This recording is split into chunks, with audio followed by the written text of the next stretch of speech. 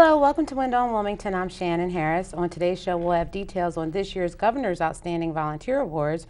We will also talk to you about midterm election voter registration and tell you what you need to do to make sure you're prepared to vote. PAWS for People will have their annual Wag Walk, and we'll have details of that. And the PAL of Wilmington is getting ready for the Wilmington City Council Golf Open, and I'll let you know how you can be a part of that. But first, United States Senator Chris Coons has earned a reputation as a principled, pragmatic legislator, eager to find bipartisan solutions to the issues confronting Delaware and the nation. Senator Coons is a strong voice for job creation and, innovation.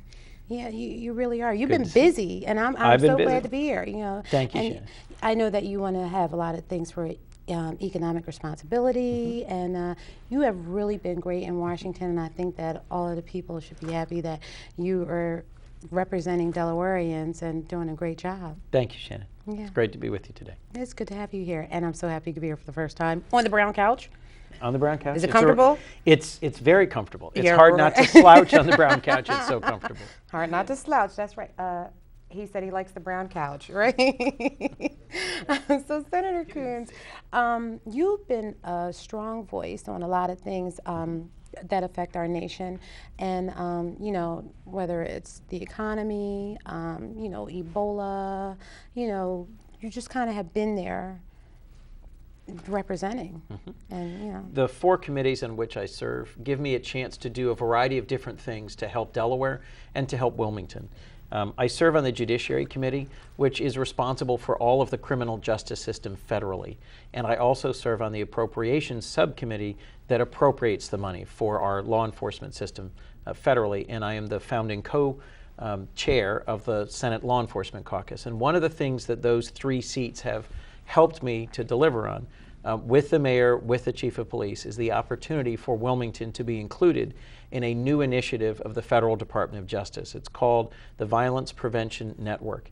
And Wilmington was one of just 5 cities in the entire country that was invited to an opening seminar this past Monday. So the mayor and the chief of police and his chief of staff and I traveled along with other leaders from Delaware's law enforcement community, from the state and the county and the U.S. Attorney's Office and the Attorney General's Office, and participated in a several-day-long conference that brought together 5 different cities. The other cities were Camden, Detroit, Chicago, and Oakland. And Delaware, Wilmington in particular, unfortunately, based on the numbers on violent crime in the last couple of years, justified Wilmington being included with these much larger cities.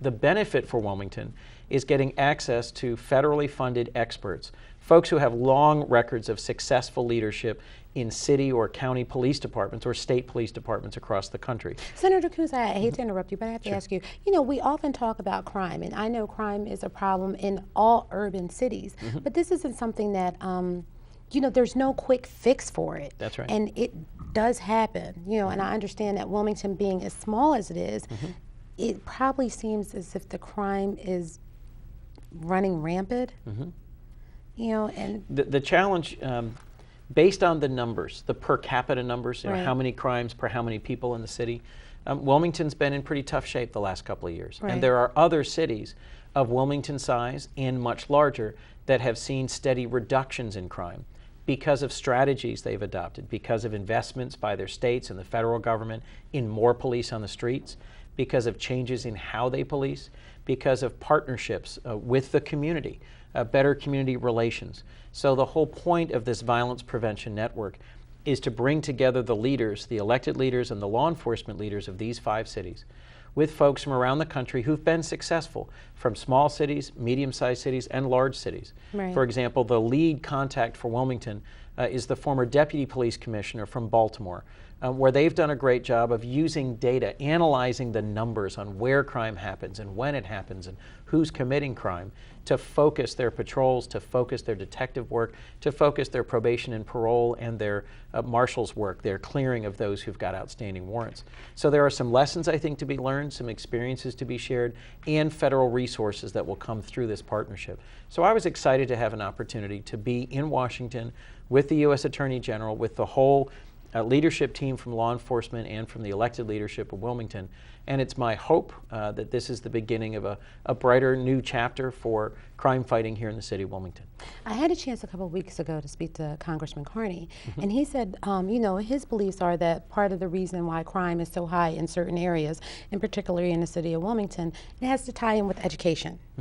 And, you know, when people are less educated or, you know, don't come from a background where education was a key factor in their home, that, you know, it often leads to them going down the wrong path. There's a number of different things that feed into violent crime. Lack of job opportunities. If you can't find stable, reliable employment that allows you to have a better quality of life, that sometimes leads to desperation, into crime, into violence. If you don't have good educational opportunities, if you don't take advantage of the opportunities of education in our community, that's another. One of the things I've done as a senator is, along with my colleagues, John Carney, our congressman, and Tom Carper, my senior senator, to host job fairs. We've hosted 25 job fairs up and down the state over the last 4 years. We pull together hundreds of employers, public sector, private sector, nonprofit, and we also do free workshops. We've done 7 of these that focus just on veterans and on job opportunities for our returning veterans. And the rest have been just open to the general public. They're free. They last for hours. Our most recent one was here in Wilmington, just blocks from this studio at the Deltec Wilmington campus. And it has a big turnout. We had a great turnout. We had hundreds of folks come and interview for the jobs available. We also just did one with Christiana Mall for the seasonal jobs that they have available. We've had folks from JP Morgan Chase to Target to GameStop interviewing at each of these fairs. Well, GameStop. Right, listen. Look, my twin boys play games all the time, my son, and there's a lot of business being done at GameStop. There definitely is. I had to chuckle because I was like, I know that store all too well. I've spent a lot of money in there. Well, and if he gets a job there, he also gets a discount on the game. So that's a twofer. That's a chance for him to earn some money working and to spend a little bit less on those games. So that's been a great experience, and I'm grateful to the folks in my office who've helped make that happen. And let's talk about your office, because I know you have a great constituent services team in there, and they're helping residents with a wide range of issues that they're facing. That's right. In some ways, my most important job is to help Delawareans connect to federal services. So if there are folks who are watching who've got a problem or an issue with Social Security, Medicare, Medicaid, immigration, or Veterans Administration, if there's a veteran who isn't getting his or her benefits or never got the medals that they earned in service, if there's someone who is having difficulty getting their birth certificate or has gotten a letter from Social Security that's asking them to repay money that they don't think they owe. These are typical cases that come in and week out. And we've got folks in our Dover office and our Wilmington office who work tirelessly to help constituents. My website is coons.senate.gov or 573-6345 is our office number, and we are happy to help folks with any case that affects them and their relationship with the federal government, or any government issue. We're happy to help refer them to the right government office, whether it's city, county, or state. Now, I said you have been really busy, and you have been really busy because not only are you tackling crime, we're helping the constituents, worried about education, but you also are playing an instrumental part in the whole Ebola outbreak. And I know that you've urged the White House, I don't want to say to take it more seriously, but not that they're not, but to be really serious about it. Well, that's right, Shannon. I chair the African Affairs Subcommittee on the Senate Foreign Relations Committee. There's 54 countries in Africa. Earlier this year, as you may remember, at the Riverfront, I hosted my 3rd Opportunity Africa Conference. Former President Bill Clinton came and was the keynote. We had sessions on how the African diaspora community can engage in opportunities on the continent. We had issues and seminars all across the board, from women in leadership in Africa to wildlife trafficking to economic development opportunities. I don't know how we'll top having Bill Clinton as a speaker, but it was a very positive event. We had more than 1,400 people come to a free conference at the Riverfront. More recently, the raging pandemic of Ebola that's affecting 3 West African countries, Guinea, Sierra Leone, and Liberia, is a major concern and a serious public health challenge. Tens of thousands of people have been infected. And the reason that this is such a major challenge in these 3 countries in particular is that they are still recovering from what was a terrible civil war that tore all 3 of these countries apart. It killed nearly 20% of the population of Liberia. I've been to Liberia twice. I've met their president, Ellen Johnson Sirleaf, who won the Nobel Peace Prize. She's been to visit me in the Capitol twice, and we've spoken several times by phone in recent weeks. I am proud that our president and our military have stepped up to provide critical resources to help build field hospitals, to help deliver the logistics needed to deal with this, and that our research scientists are working very fast and very hard on a vaccine that may bring an end to this terrible disease. But for the moment, it is still a raging challenge for these three countries. And I recently was invited to the United Nations, where our president led a global session where countries from around the world committed dollars, or whatever their unit of currency is, committed money as well as volunteers to help fight this. Our best solution for Ebola is to have volunteers and money and resources go to those countries so that we can fight it at its source and contain it, rather than trying to block people from returning to this country who are serving there as medical missionaries or as volunteers. But I expect there's going to be a lot of debate about how best to keep us safe and how best to deal with Ebola on the continent in these three countries in the next couple months. Now, how much should Americans be worried about Ebola, do you think? You know, I know everybody is worried about it, you know. Right. We should frankly be more concerned about the enterovirus. There is a breakout of a virus that has infected and killed dozens of kids in schools around the country.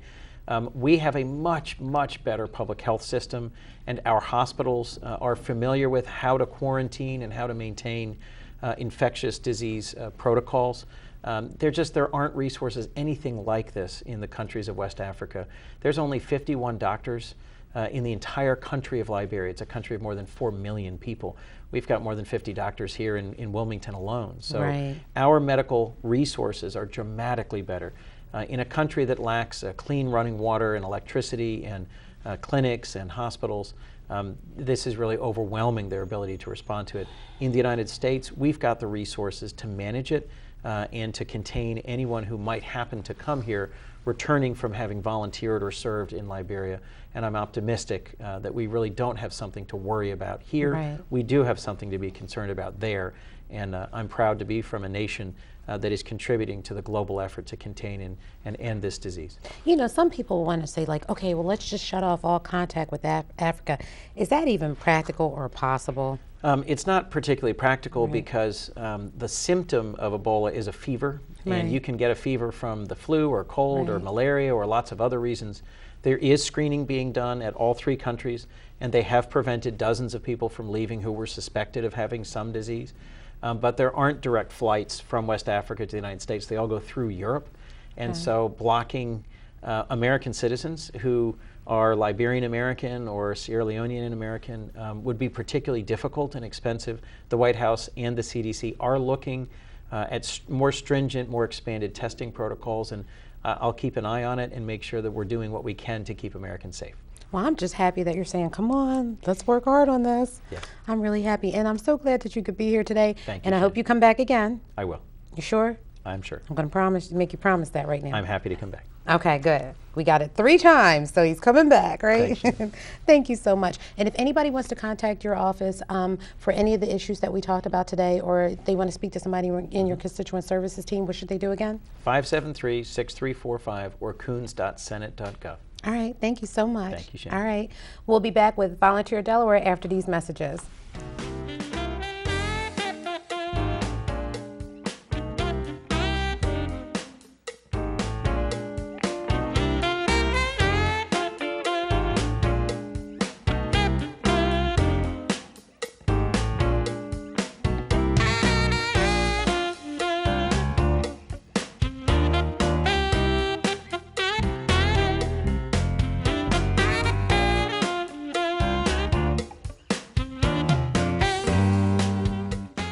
Thanks for calling the GED Pep Talk Center. Jerry Siller speaking. Your level 7 in-your-face pep talk. I can keep pushing. Believe me, I'm good at it. Once you've got your GED diploma, you'll feel so good about yourself. You tell him. Mr. Trejo, can I transfer this guy to you? He needs something a little more Persuasive. Yes. Whatever motivation you need, we've got a pep talk for you. Get your GED pep talk and find free classes at yourged.org. Today's school kids rely on the internet for so many things. homework, math, research. But what about kids who don't have internet at home? Hello, I'm Theo Gregory, Wilmington City Council President. The internet is essential, as many as 80% of low-income families do not have access at home, including many right here in Wilmington. So help bridge this gap by supporting local broadband adoption programs. Let's get more students and families connected to the power of the internet.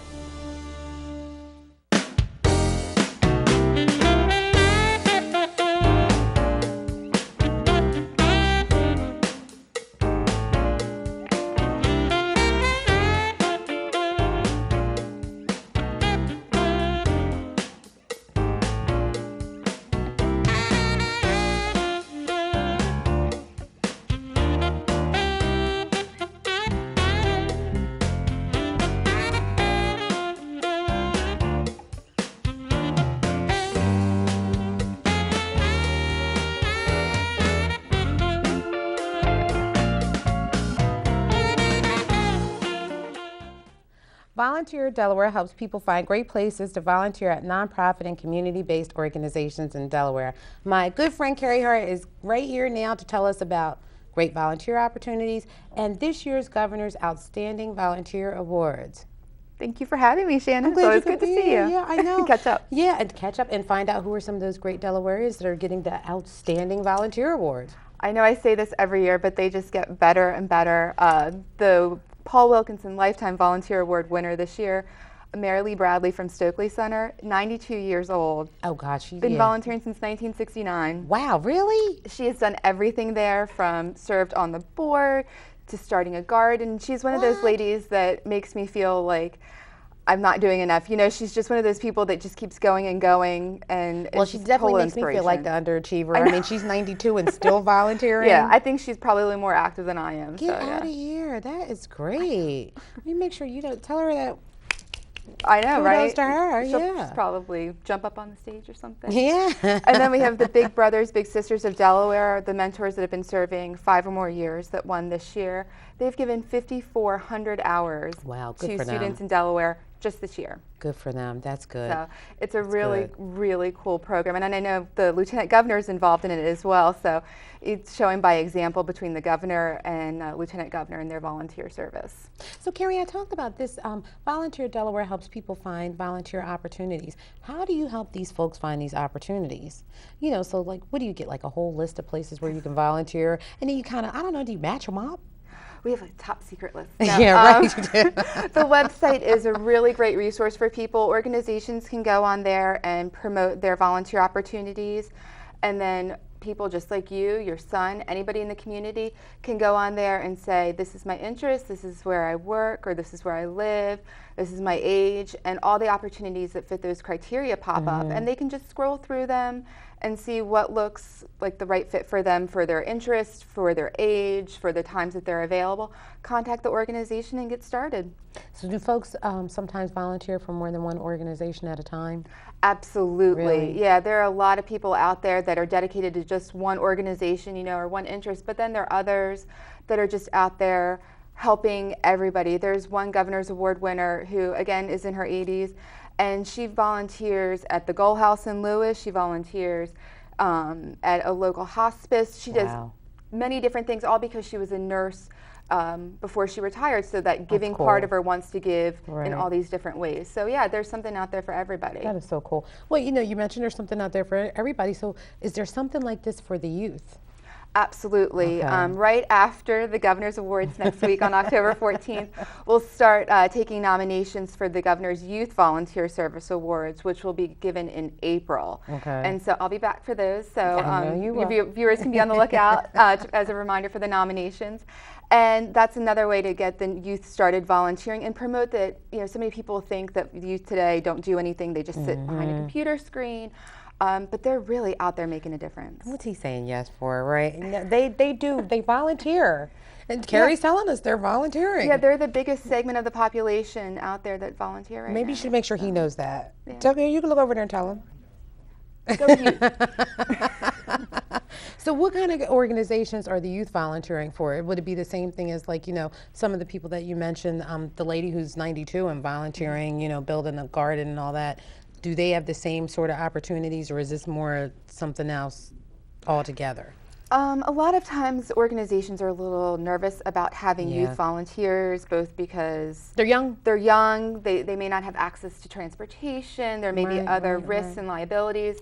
So I see a lot of youth volunteering for organizations that will let them, absolutely, but also starting their own volunteer opportunities. So they're the ones that a lot of times I see starting, collecting shoes for to build wells in Africa. We're talking about Ebola earlier and everything. So there are youth in Delaware that have collected. She was a previous Youth Award winner.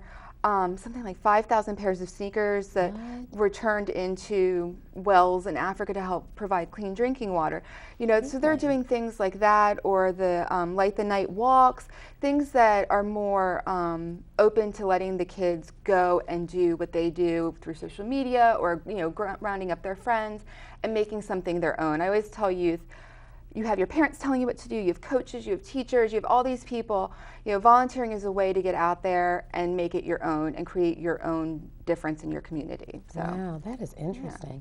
Now, I know all organizations are really special and deserving of volunteers, but are there any organizations that are really, really struggling to get volunteers? That's a good question.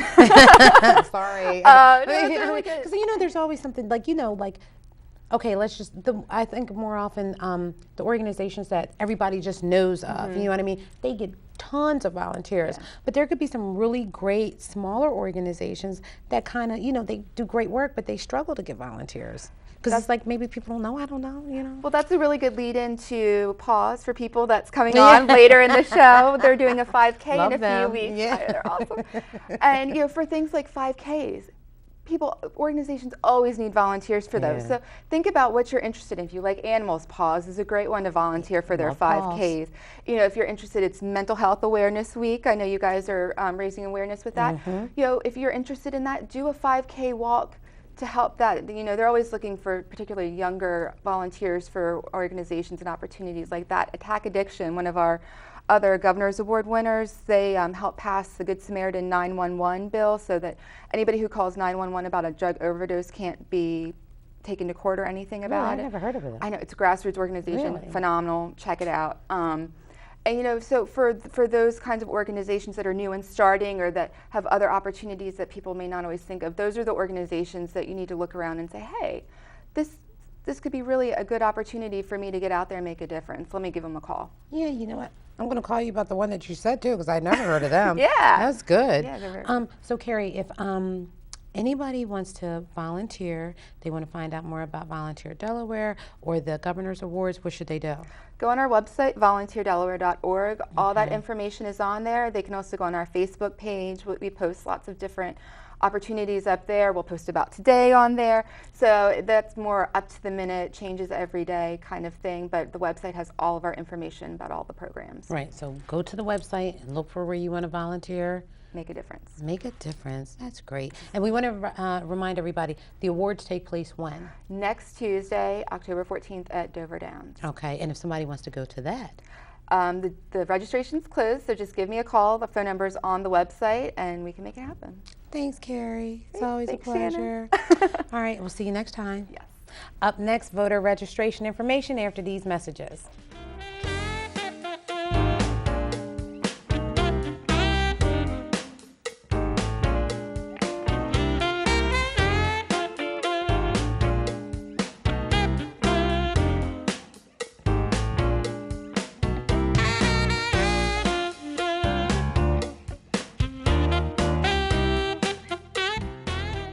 We are your Wilmington City Council, and we're also your neighbors. We're asking you to let us know about your community events, achievements, concerns, and issues. That's why we created a special email address that will connect you to all of us in City Council.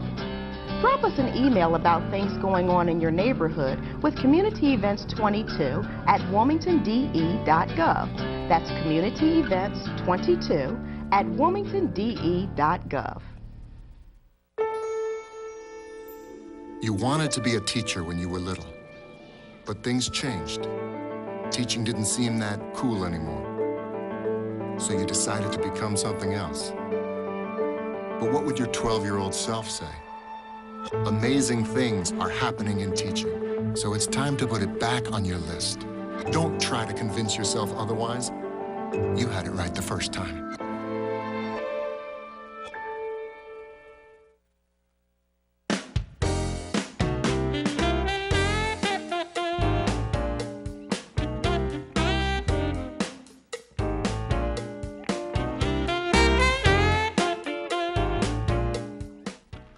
Midterm elections can be just as important as presidential elections, but some people don't treat them that way, and turnout tends to be low. Anthony Albence joins me now to tell us why it's important to participate and vote and how to register.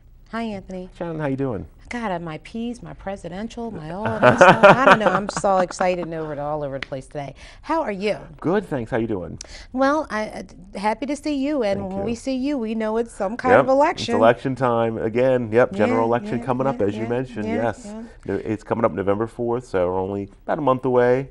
So thanks for having me on today. I'm glad you could be here. And I know that it's important to have you guys on because there are sometimes people don't realize that there are new services that you provide and easier ways to register, you know, file absentee ballots and all that. Right. We have a couple of really good things to highlight today. I'm actually wearing my ivote.de.gov shirt. Thank you. You never bring me one. I know.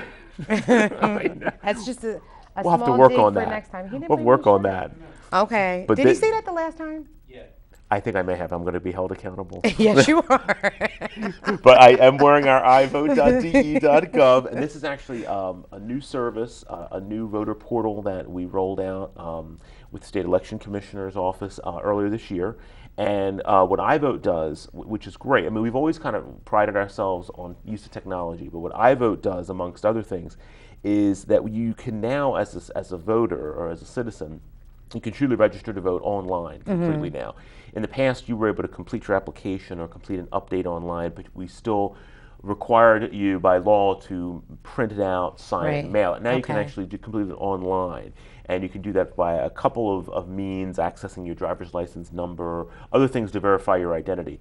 But it's really great. You can do it anytime, 24/7. The site's available. So that's really exciting. So people should actually just go on and check out the site to see what it is, right? They should, right. If you go to ivote.de.gov, and also I know you have our website up as well, and there's a link from our website to ivote.de.gov. You can check your current status. You can check, including where your address, for example. If you need to update that, you can also view your polling place. We have our sample ballots up as well.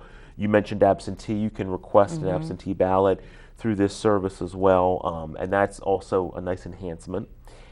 Just while we're on the topic of absentee, you mentioned about some new services, and I mentioned this last time at for the primary. We have a satellite office now, which has been very popular. It's out in Newcastle, Lisa Drive. It's near the Newcastle Airport, near Quigley Boulevard, where the big mail facility is out there.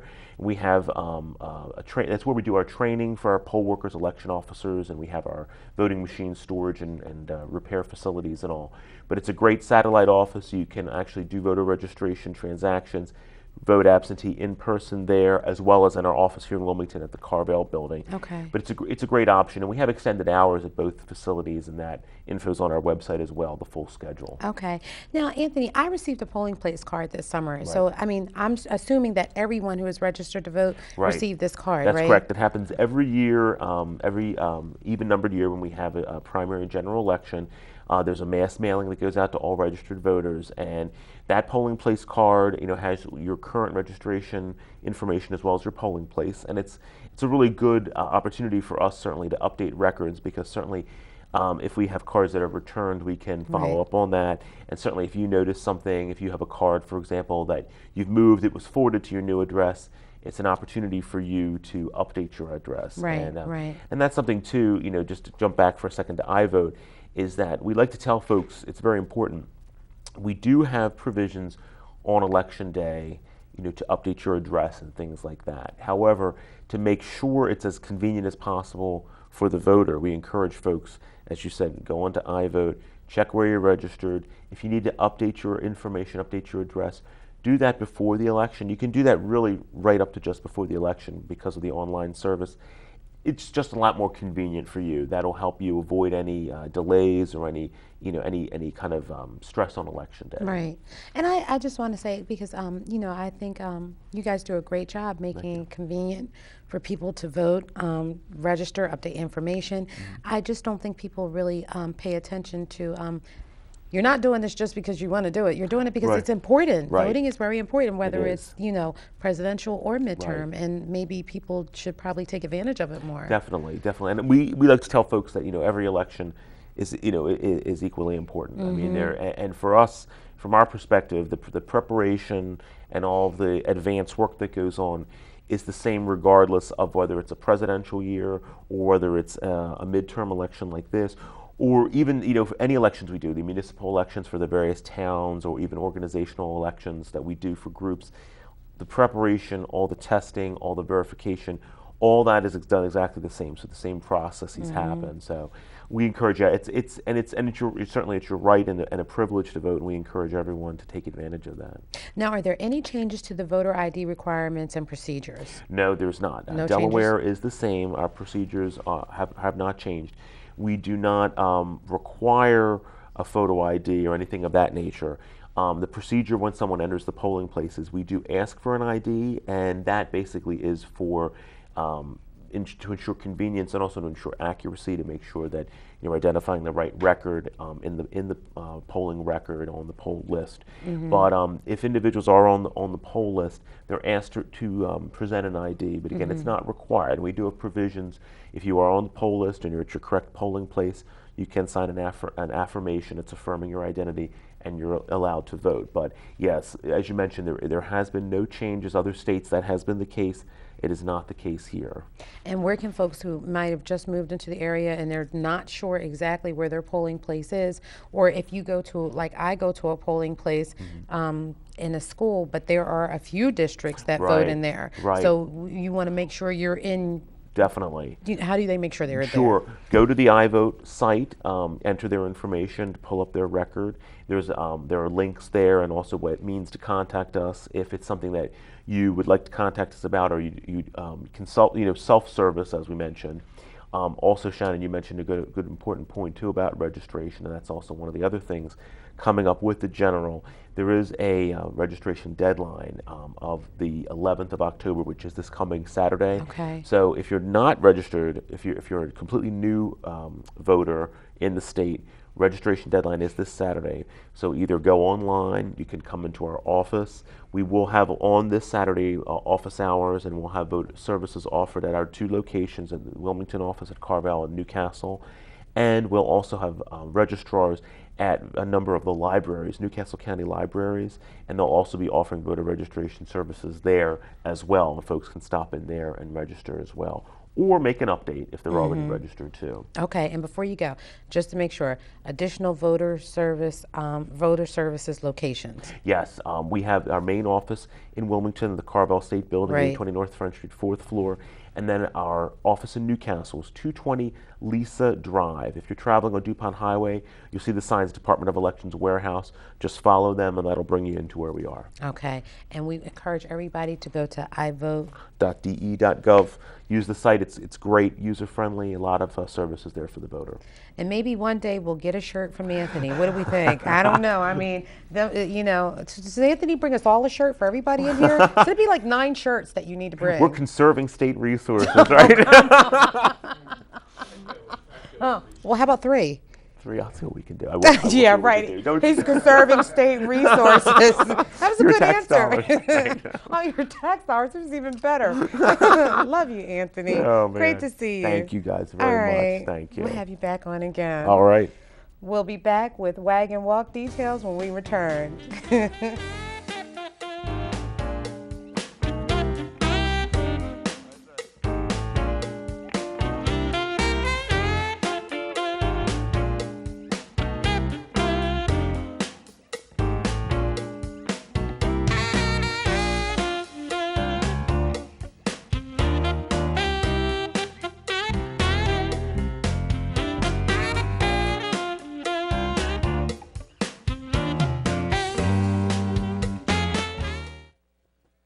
I grew up in the housing projects of Cleveland.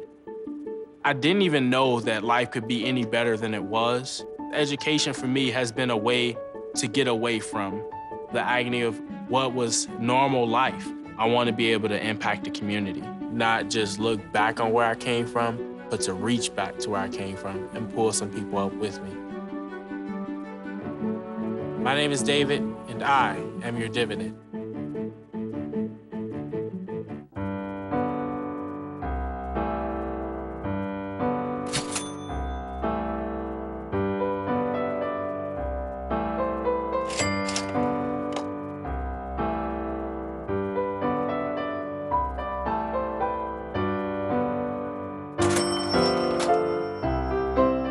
Accidents happen.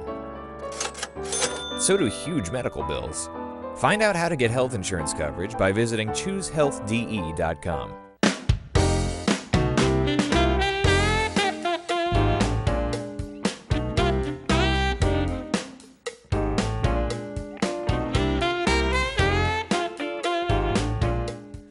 PAWS for People is getting ready for their annual Wag Walk event, and Lynne Robinson and Sundance are here to tell us all about it. And maybe Sundance isn't, well, I mean, I don't know what's going on here. Here you come. I mean, you got some issues, Sundance? He wants you to pet him. Well, I was petting him, but he moved all the way. Yeah. So, hey, Lynne, so we got the Wag Walk and, Volunteer Delaware.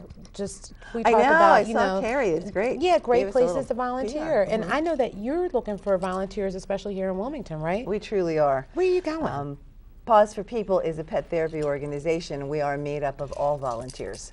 So while I have a few staff members that actually get paid, everybody else, and we have 400 therapy teams now. So it'd be like you and your cat, you and your bunny rabbit, and me and my dog. We are therapy teams individually, and everybody volunteers. So while we visit in about 150 places in 4 states now, we're 10 years old, so we've really grown.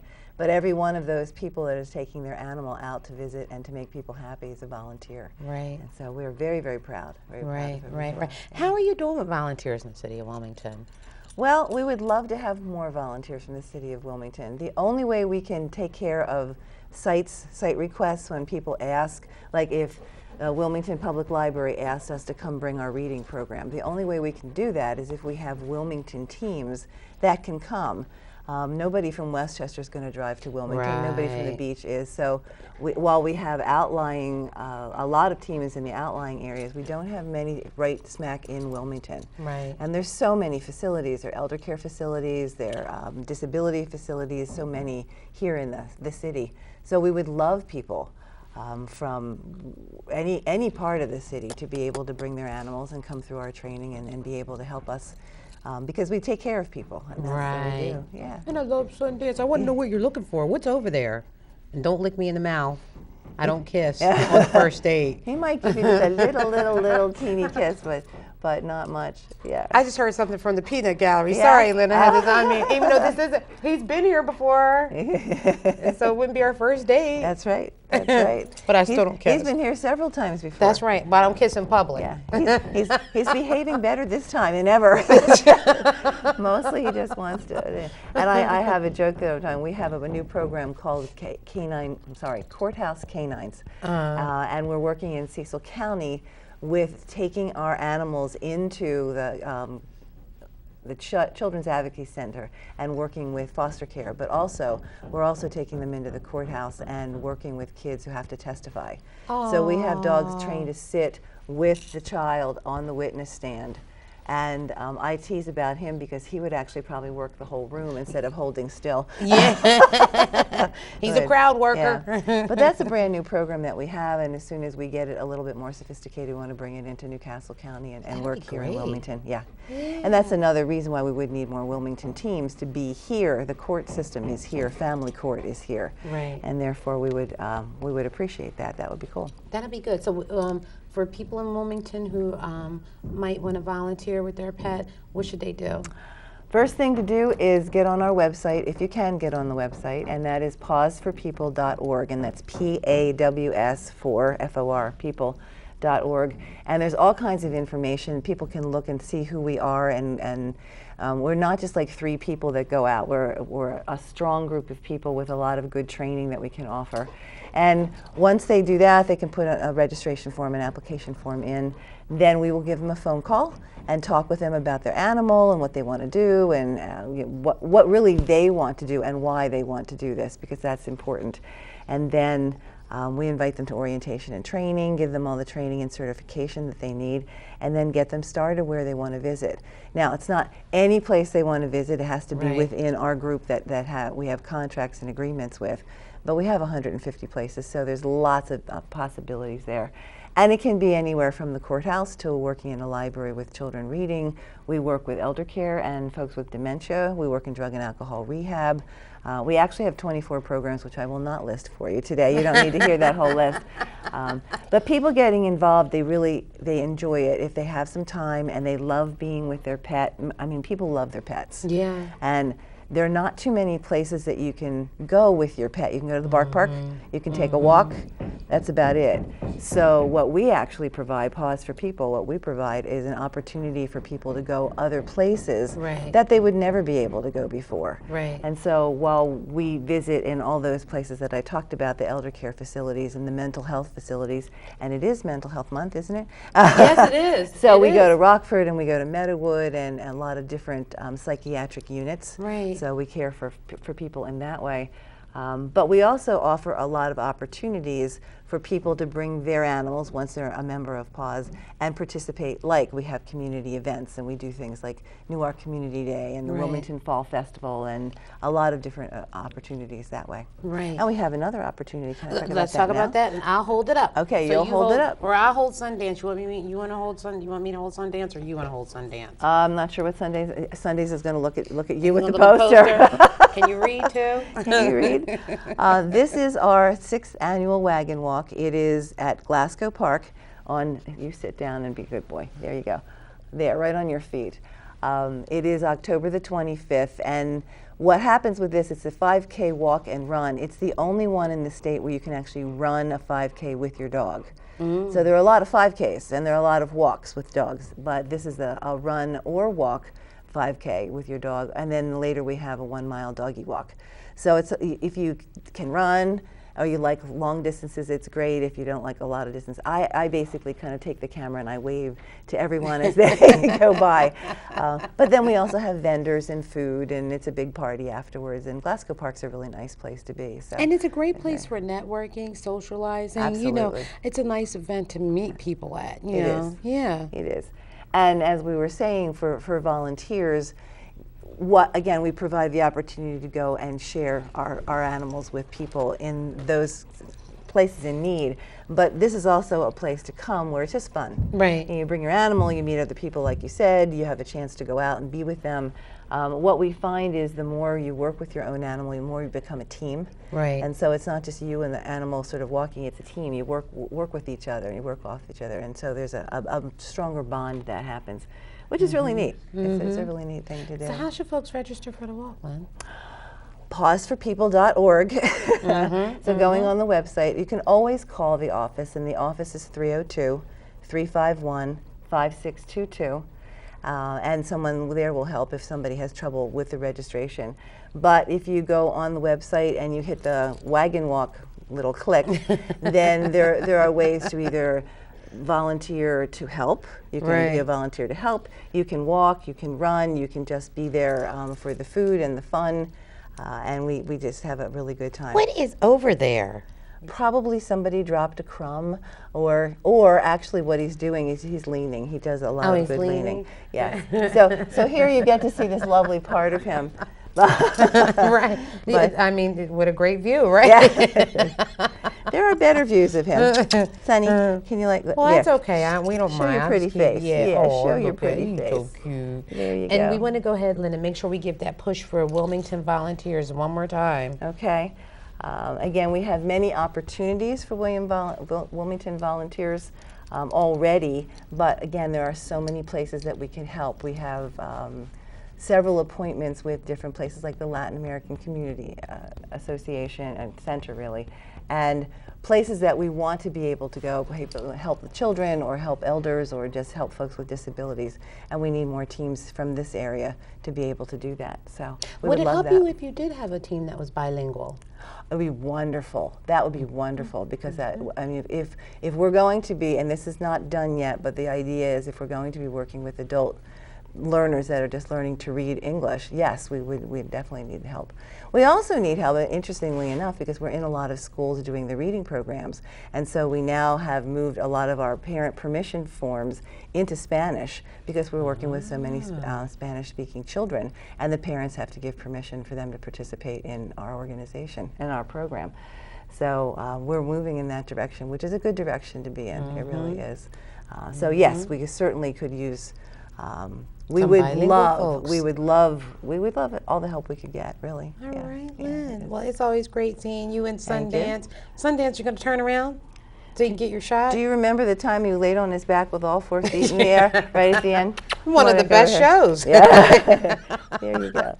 Oh, well, Yeah. I guess he's just we're going to have that view. I mean, well, that's a good view. I mean, Here, take this. And to move it over there. Oh, okay. Well, here. There you go. And there you go. Can you see? No, here. You can do it again. Do it again. Do it again. I'll do it again. Do it. Now you gotta look over here. You gotta look over here. You gotta look over. Hey. That's just kidding. I'll try with the sit. Okay. Oh, no, really? What you no get ready to do? There you go. Not a fur ball. Tell Oh God! Really? You got my fingers? Well, that was really nice of you. You didn't even say thank you. Okay, sit. There you go. Sit. There. Oh. Says I'm sorry. Oh, I love you anyway. Yes, you got me all wet. Yeah. On the other hand, too, slobber boy. You have now been baptized. At least he's not a St. Bernard with all that other kind of stuff. Oh, God, I know, right? It'd be all over me. Yeah. I don't mind a little slobber from Sundance. Thanks, Lynn. Well, thank you for the opportunity to be here again. We love being here. Oh, I'm glad you guys could come, and we love seeing you. Good. All right, see you next time. Okay. Next, PAL of Wilmington's golf outing when we return.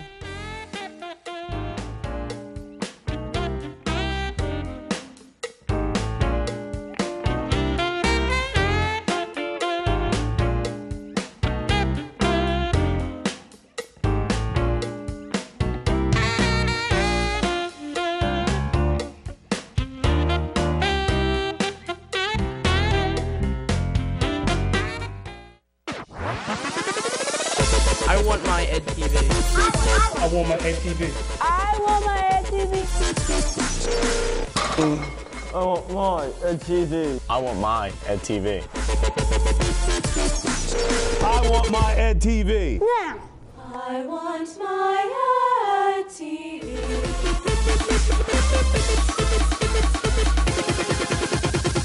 I want my Ed TV.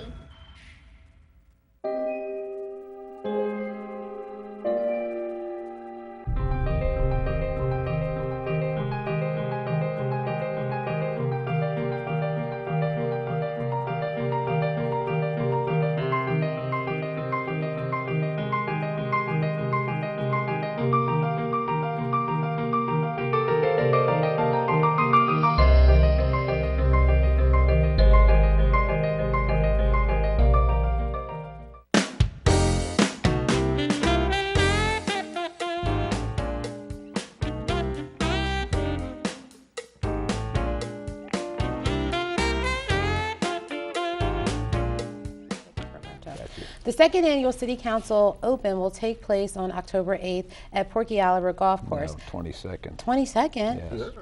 The 8th, the day's the 8th. Oh, today, darn it, today is the 8th. My God, the 22nd. Well, I'm glad you said that. Everybody be out there today. Okay, well, Bunny Miller and Chief of Staff Romain Alexander are here now to talk to us about the golf outing, which is on October 22nd. Yes. And Dave, check all his stuff in there. I hope I put October 22nd. I don't know why. I would say October 8th. But that's good. Okay, the golf outing. So it's like, is this sponsored by Wilmington City Council for PAL? No, they just acquiesced and let us use their name as the Mayor's Cup does for the First Tee program. The proceeds of the tournament go toward the PAL, and it's one of our major fundraisers. It's our second annual, so we're anxious to see how many golfers we can get out, because it's usually the last one of the season, and it gets a little chilly in October. So we did a long range. Actually, we got a long range forecast. And that day, I think it's supposed to be about 65 to 68. Well, that's not bad golfing weather. No, it's actually pretty good. Yeah. Really? Do you golf? Well, I'm not a player, but I go out and support the event. Listen to this guy. At least I admit I'm not a player, but it is a very good tournament, and we feel very excited again to be a sponsor to help with the second annual City Council Open, and we think it's going to be, as Mr. Miller said, a great day with the weather, and we're just encouraging everybody to come out and help support this wonderful event. Actually, Can you play in teams? It's a 4-person scramble. Okay. That means a better ball. So if you got a good golfer and a bad golfer or a poor golfer, you get one person to hit the ball out, and everybody goes and hits that ball from wherever it's the best ball, and that goes on until you get it in the cup. So would you send your worst person out first to hit it, and then all the good ones after? Well, right, it doesn't make any difference. You just go out and play the best ball out there. Yeah. So everybody wants to team up with Mr. Miller. Well, yeah, I bet you. Right, you want to be on his team, right? No, I want to be on a losing team. It's like we put you, me. I don't know if Sheila can golf in one of the PAWS. That would be horrible. Right, I know. But then you get one good golfer, and you guys could win it all. Yeah, right. Not if all 4 of us are all terrible. Right. No, the golf tournament per player, it's $125 per player. Senior citizens like myself, if I were to pay, you could pay $100. But normally it's part of it's tax deductible, so we encourage people to just pay the $125. Plus we have the sponsorship situation where you can sponsor a hole anywhere from $500 down to $100. So you have platinum sponsorship. You can sponsor the dinner for $2,500. You can sponsor the drink cart for $1,500, and that's nice. I mean, so let me know who that sponsor is. We do have a local beer distributor who's going to donate good old Budweiser Light and Budweiser, and we have someone that's going to donate water. And well, can I ask you? Does the winning team, do they win anything? Yes. Last year we gave the winning team a $100 gift card. Actually, it was a $100 American Express card, so it was actually worth $100. This year will be about the same, and the second place team gets I think they get about $50 for the pro shop, and the third place team, I think they get a foursome and it's going to be held at Ed Oliver out there on DuPont Road. So Rob Palillo is the pro out there, and we've been meeting every week for the last 3.5 weeks, or the last 3 weeks anyway, every week, getting everything ready. We have a nice goodie bag, and with a lot of good stuff in the bag for people. We have get a nice box lunch, tee off at 12 o'clock, so you get there and register before 11. And I think you want people to know that this golf outing, it benefits the programs that are run through the PAWS Center, yes, right? Yes, PAL, and we have programs that need support. We are a freestanding 501c3 supported by grants, fundraisers, the daycare, and I'll talk a little bit about the daycare. We have the safest daycare around. Who's going to come in and bother anybody at the Police Athletic League of Wilmington? Officer Jackson is our right. Officer Jackson is about 7 feet tall. He's our liaison officer. We have Shakira Brown, who's our director, child care director, and we have youngsters in there from infant to 4. And we have a before and after care program. Those youngsters come in from the local elementary schools and middle schools, and we have them there in the morning, give them breakfast, and then we have them back. We bought a bus from Sutton Bus Company a couple of years ago, old school bus, and we go to Harlan School, take them in the morning. It's about 40 or 50 kids, and we take to Harlan School, and a station wagon we have that takes other kids to Shortledge and other schools. And I would like you to tell the people watching how important it is to have the PAL provide these services for the kids in the community. Sometimes, you say you give them breakfast. Yeah. Some of these kids might not have breakfast before they go to school, right? And it's true. And then we also, in the afternoon, when the youngsters come back from Harlan or the other schools, we give them a nice, almost a dinner meal. And that's provided through Parks and Recreation. Romain's familiar with that. I guess it's through the state and federal government that they have a hot meal. In the summer, it was a cold meal, and that was for our summer camp. But for this one now, the aftercare youngsters come in, and we have about 100, maybe 120 youngsters in the aftercare program. They either walk there on their own, or they come from PS DuPont and Harlan. And then we have them break out into different homework sessions, and they culminate with a recreation program.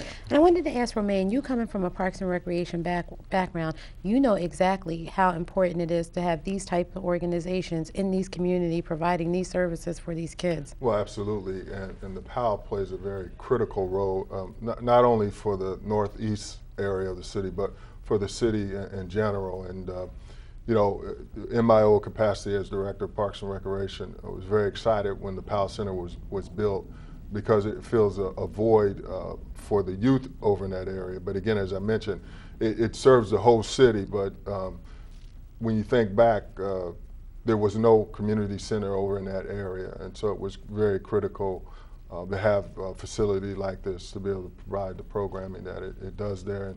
And they do a wonderful job. Mr. Miller does a fantastic job as the executive director, you know, going beyond the call of duty to make sure that there's programs there that not only young people, I mean, we're talking about young people, but people of all ages. You know, they have programs that meet the need of the community, and it's just fantastic. And again, we're excited about being able to help sponsor this. And I just want to encourage people to please come out and participate in this golf tournament, but support the PAL all year round. I mean, they do a fantastic job.